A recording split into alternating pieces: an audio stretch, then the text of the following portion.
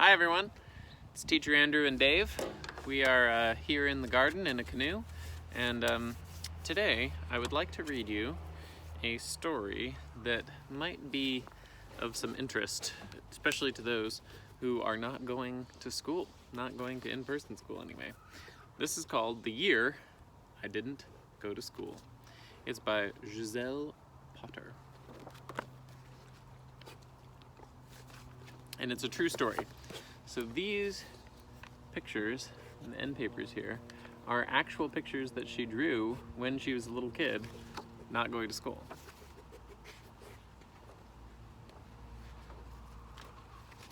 The Year I Didn't Go to School by Giselle Potter. When I was 7, I didn't go to school for a whole year. Instead, I went away to Italy with my parents, my little sister Chloe, 4 huge steamer trunks filled with puppets, masks, and musical instruments, my stuffed panda Samantha, and a journal to keep track of all that happened. Our own tiny theater company, the Mystic Paper Beasts, was going on tour.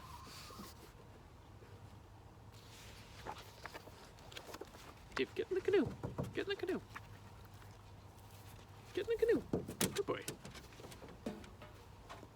With a sad heart, I said goodbye to Alice and Fuller. They're my grandparents. But we've always called them by their real names. In the airport, Fuller danced a farewell dance, waving his hands like a fluttering butterfly and springing from one slipper to another. I looked down at my shoes and swallowed the big lumps in my throat, so no one would know that I was scared to go.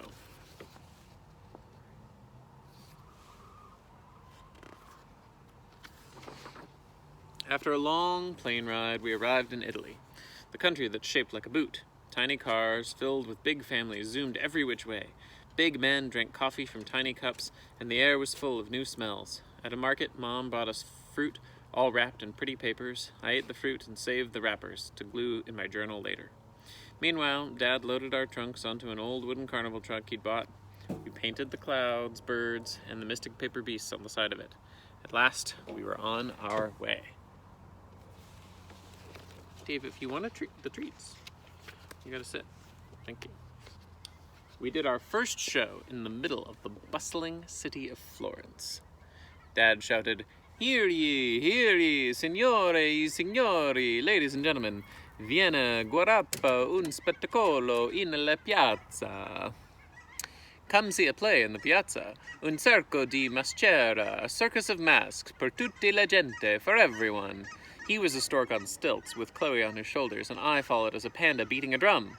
While the audience gathered, Mom played some music that could make you dizzy, called a tarantella, on her accordion. Suddenly, out of nowhere, 2 policemen marched right up and started scolding us in Italian. I held Chloe's hand and stood pretending I wasn't scared while Mom and Dad scurried around packing our trunks. We didn't have a permit, so we had to leave.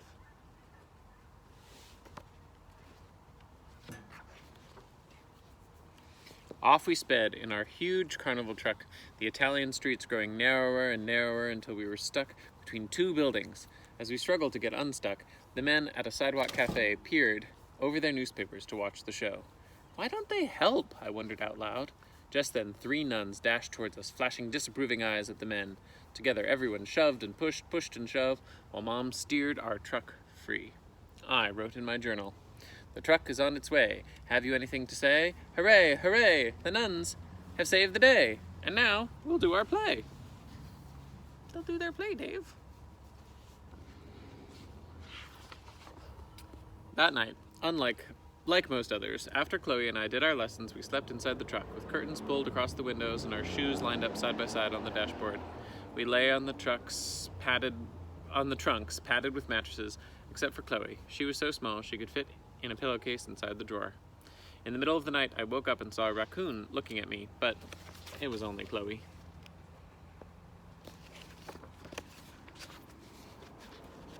Our next stop was Spoleto, a town perched above a deep valley where we stayed in a house full of circus people. There was Ava, who could hang by her long hair and play the tuba, Piessa, who ate fire, Pepito, a parrot who cried like a baby, Silvano, who taught me and Chloe how to do a backflip, and a tiny man named Hans, who always made jokes that I didn't understand.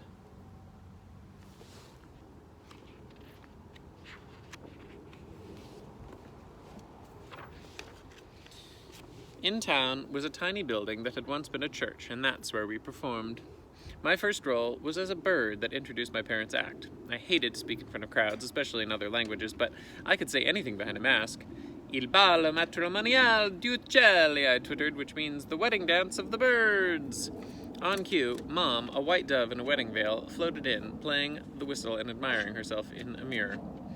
Dad, a dodo bird, offered her gifts, a giant worm and a tiny house, that she refused.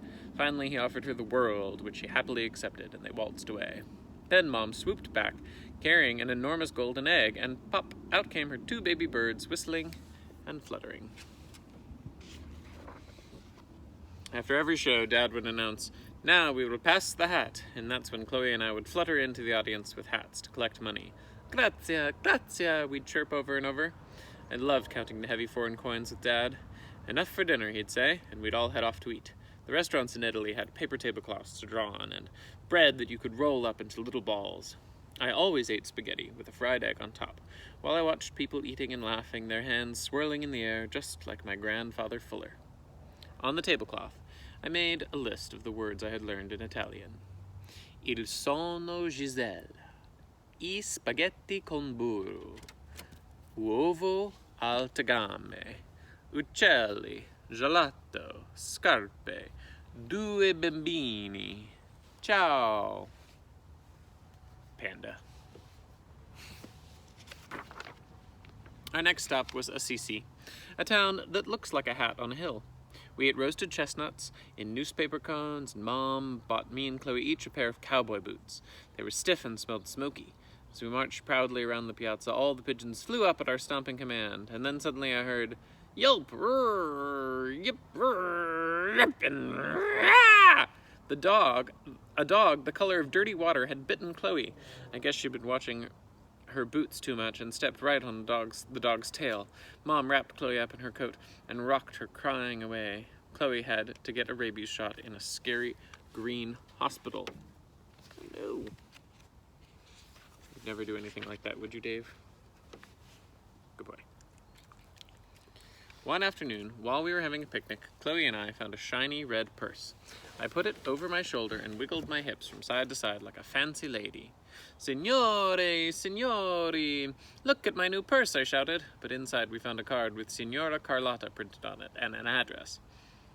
Mom made us track the card person down and return her purse.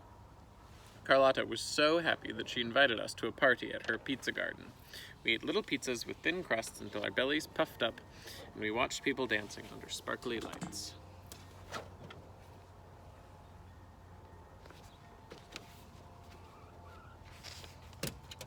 Rome was our last stop.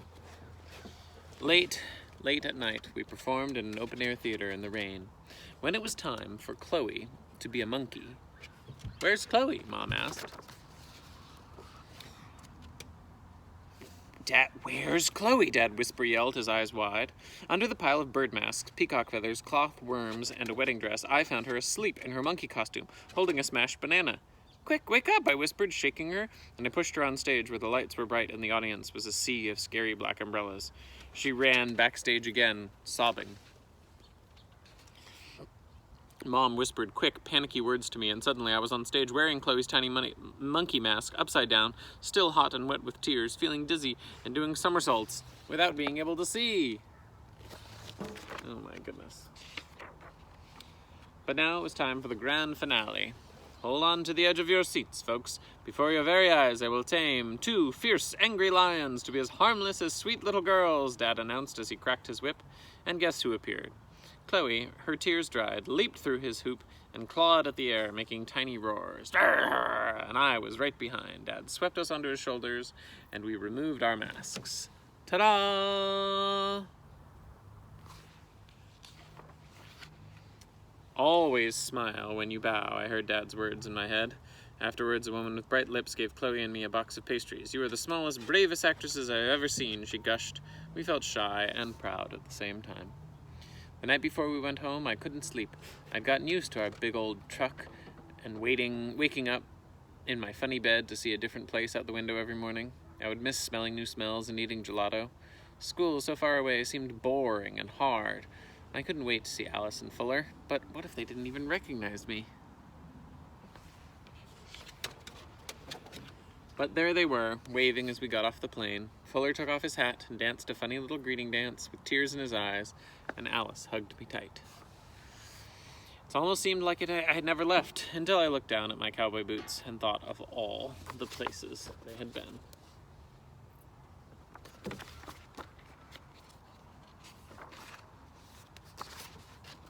There's some more of those real drawings from when she was a kid.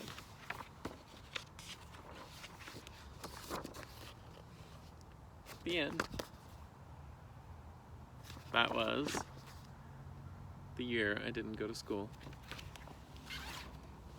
Thanks for joining me, everyone. See you next time.